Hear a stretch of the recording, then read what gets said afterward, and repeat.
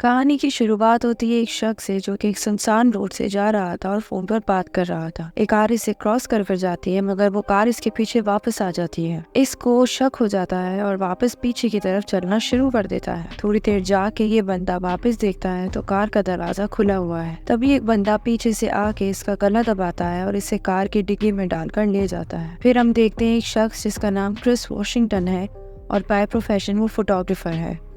वो अपनी गर्लफ्रेंड रोज आर्मिटेज के पेरेंट्स से मिलने उसके घर जाने की तैयारी कर रहा है। क्रिस रोज से पूछता है कि क्या तुमने अपने पेरेंट्स को बताया है कि मैं एक ब्लैक हूँ? तो रोज कहती है कि इसकी जरूरत नहीं क्योंकि मेरे घर वाले बिल्कुल भी रेसिस्ट नहीं है, तुम्हें उनसे मिलकर अच्छा लगेगा। फिर हम देखते हैं कि रोज क्रिस के साथ अपने पेरेंट्स की तरफ जा रही है। रोज कार ड्राइव कर रही है। ये दोनों बातें करते हुए जा रहे हैं। तभी अचानक रोड के एक साइड पे कोई चीज आकर इनकी गाड़ी से टकराती है और साइड जंगल की तरफ चली जाती है। ये दोनों बहुत घबरा जाते हैं, गाड़ी से बाहर आते हैं और क्रिस को किसी हिरन के किराने की आवाज आती है। ये जंगल की ओर जाके देखता है तो इसे हिरन नजर आता है जो कि मर जाता है, जिसे देखकर क्रिस बहुत सैड हो जाता है। पुलिस आती है, कुछ जांच पड़ताल करती है और ये लोग वहाँ से चल पड़ते हैं और रोज के पेरेंट्स के घर पहुँच जाते हैं। रोज का बाप डीन आर्मिटेज जो कि न्यूरोसर्जन है और रोज की माँ मिसी जो कि साइकाइट्रिस्ट और हिप्नोथेरेपिस्ट है, इन दोनों का वार्म वेलकम करते हैं। इनका माली वॉल्टर इन्हें बहुत गौर से देख रहा होता है। डीन क्रिस को अपने घर का टूर करवाता है। डीन का बाप एक एथलीट था जो बर्लिन ओलंपिक में एक ब्लैक एथलीट से हारा था। इस बीच वो कहता है कि हमारे घर काले कीड़े बहुत आते हैं सिवरेज में। डीन अपनी मेड जॉर्जिना से भी क्रिस को इंट्रो करवाता है। डीन क्रिस से कहता है कि तुम सोच तो रहे होंगे कि हमने ब्लैक सर्वेंट्स क्यों रखे हुए हैं। फिर वो बताता है कि हमारे पेरेंट्स के केयर टेकर थे, उनके जाने के बाद ये लोग अब हमारे साथ ही रहते हैं। क्रिस अपनी फैमिली के बारे में बताता है कि इसकी मॉम की काफी पहले डेथ हो चुकी थी एक हिट एंड रन केस में। फिर डीन कहता है इससे स्मोकिंग का पूछता है तो क्रिस कहता है कि मैं इसे छोड़ने की कोशिश कर रहा हूँ। तो डीन कहता है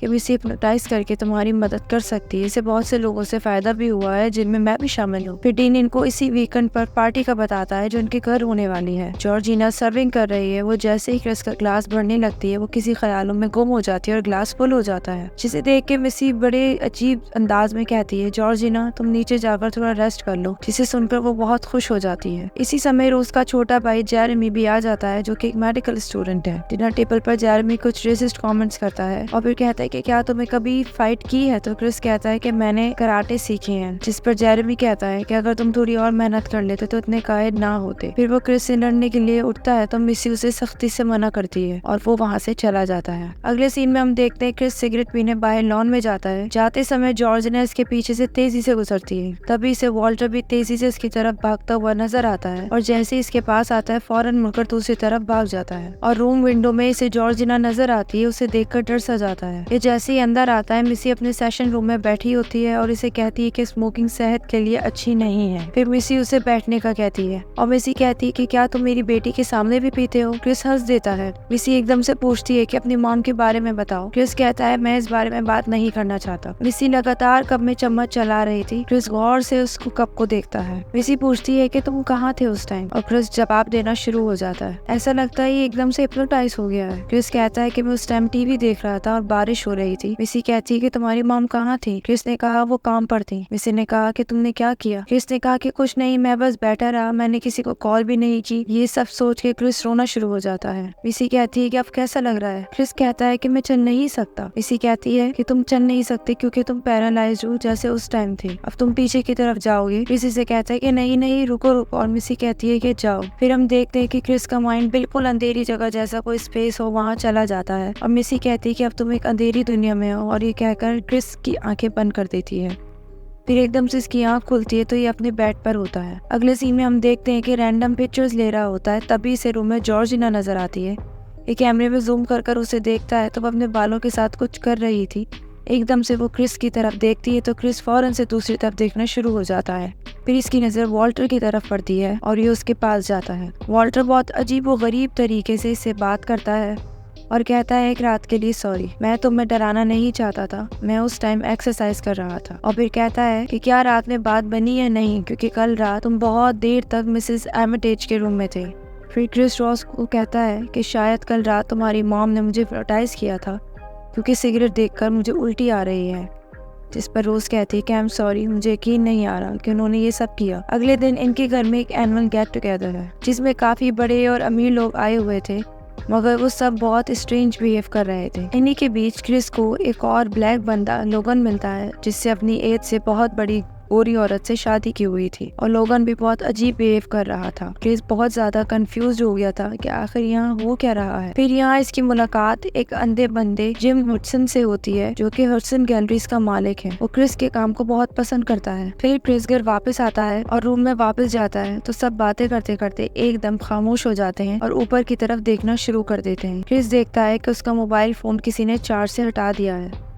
फिर वो रोज से कहता है कि जॉर्जिना ने मेरा मोबाइल फोन ऑफ कर दिया है। क्रिस अपने एक दोस्त जो कि TSA ऑफिसर है उसे कॉल करके हिप्नोटाइज और यहाँ के लोगों के बारे में बता देता है, और रॉड उसे वहाँ से फौरन निकलने का कहता है। रॉड कहता है यहाँ लोग तुझे स्लेव बनाकर छोड़ेंगे, तू यहाँ से फौरन निकल। थोड़ी देर बाद जॉर्जिना रूम में आती है और क्रिस से माफी मांगती है और कहती है मैंने जानबूझ के नहीं किया, मैं कितनी बेवकूफ हूँ। क्रिस कहता है कोई बात नहीं, मैंने किसी को कोई शिकायत नहीं की। फिर क्रिस कहता है कि कभी कभी गोरों के बीच में डर जाता हूँ। ये सुनकर जॉर्जिना एकदम से रोने लग जाती है और रोते रोते हंसना शुरू कर देती है और कहती है नहीं, आर्मिटेज फैमिली हमारा बहुत ख्याल रखती है, और वहाँ से चली जाती है।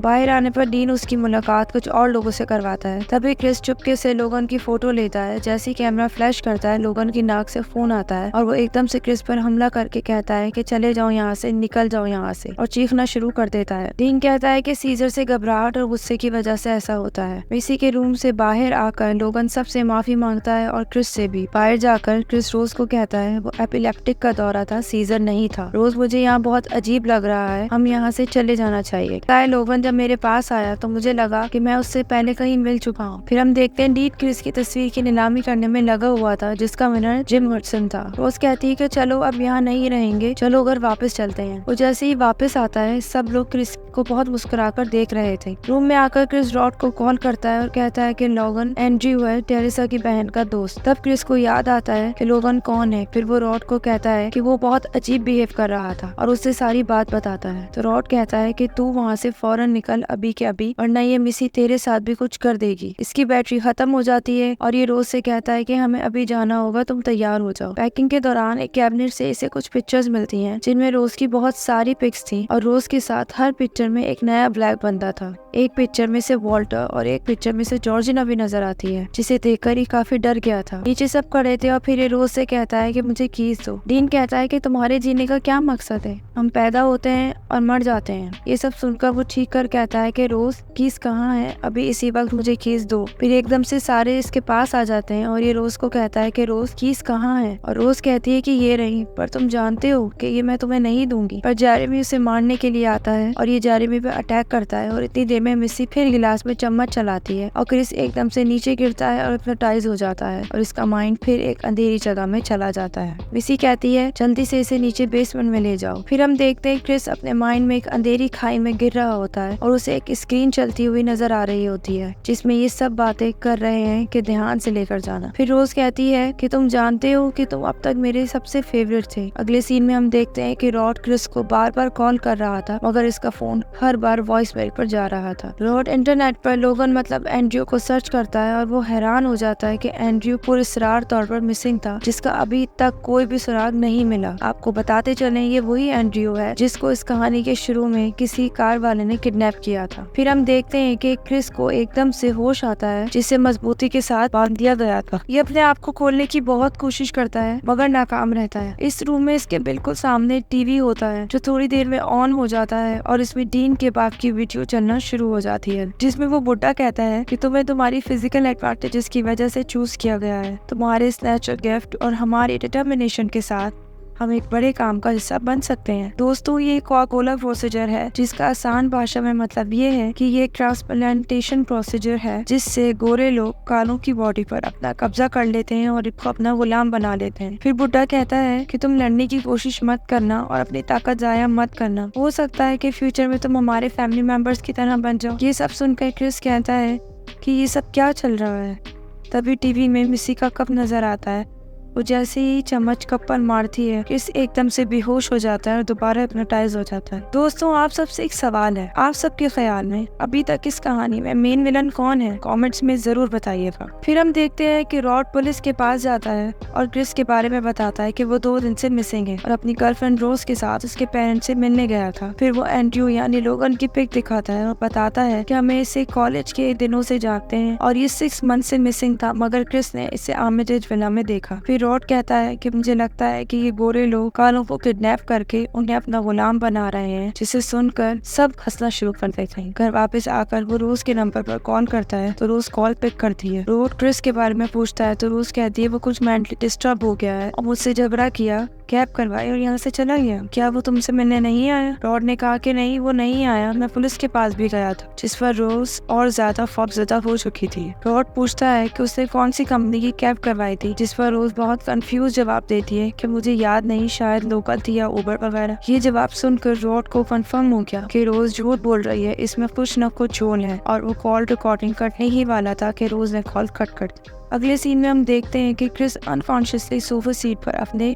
नाखून मार रहा था, जिससे उसकी कॉटन बॉल निकल रही थी। टीवी फिर से ऑन होता है और फिर हमें अंधा हडसन दिखाई देता है जो कि इससे बात करता है। फिर वो क्रिस से कहता है कि इन सब के 3 फेजेस हैं। पहले फेज हिप्नोटाइज, दूसरा ऑपरेशन के लिए तैयार करना और तीसरा ट्रांसप्लांटेशन करना। इस प्रोसीजर में तुम्हारे दिमाग की एक नस जो कि नर्वस सिस्टम के साथ अटैच है उसे शांत कर देंगे ताकि कनेक्शन जुड़ा रहे। तुम मरोगे नहीं, अपने आप से जुड़े रहोगे, तुम सब कुछ देख सकोगे, समझ सकोगे, मगर एक मुसाफिर की तरह तुम्हारा एक हिस्सा अनकॉन्शियस जगह में रहेगा। ये सुनकर क्रिस सब समझ जाता है। वो हिप्नोटाइज होकर एक गहरी खाई में जाता है और इसे सब नजर आता है कि बाहर क्या हो रहा है। फिर अंधा बुड्ढा कहता है कि मैं तुम्हारी बॉडी को कंट्रोल करूंगा और तुम मैं बन जाओगे।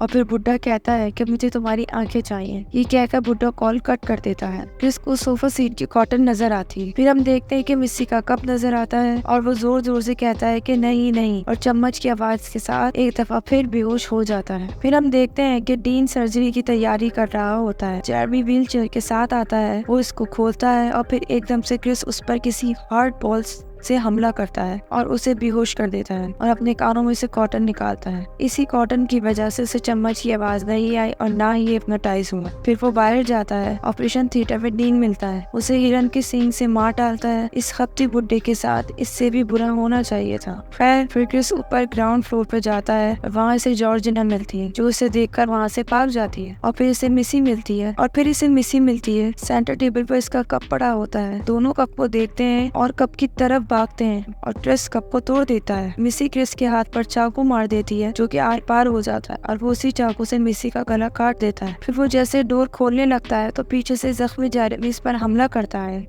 तो वो इसका पीछे से इसका गला पकड़ लेता है और क्रिस डोर नॉब खींच कर बाहर निकलता है और जेरेमी के घुटने में घुसा देता है और उसे भी जान से मार देता है। उसकी पॉकेट से कार कीज ले लेता है। रोज अपने रूम में हेडफोन लगा के लैपटॉप यूज कर रही है और अपने अगले शिकार को सर्च कर रही है। क्रिस कार स्टार्ट करता है और निकल जाता है। पुलिस को कॉल करता है, तभी इसकी गाड़ी के सामने जॉर्जिना आ जाती है। इसकी टक्कर की आवाज रोज तक चली जाती है। क्रिस कार से बाहर निकलता है और फिर वो उस पर दया खाकर उसे कार में बिठाता है। रोज गन से उस पर फायर करने वाली होती है।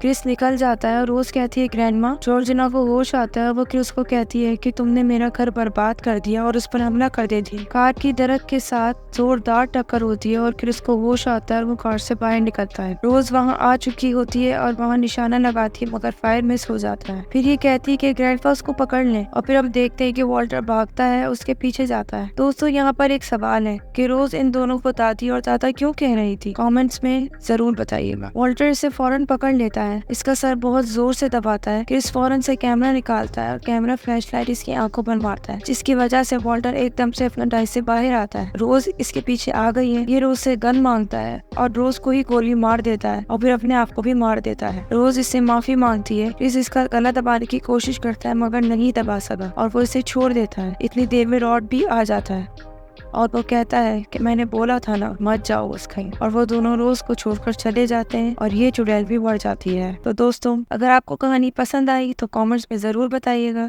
लाइक करें, शेयर करें और सब्सक्राइब करें। Be happy.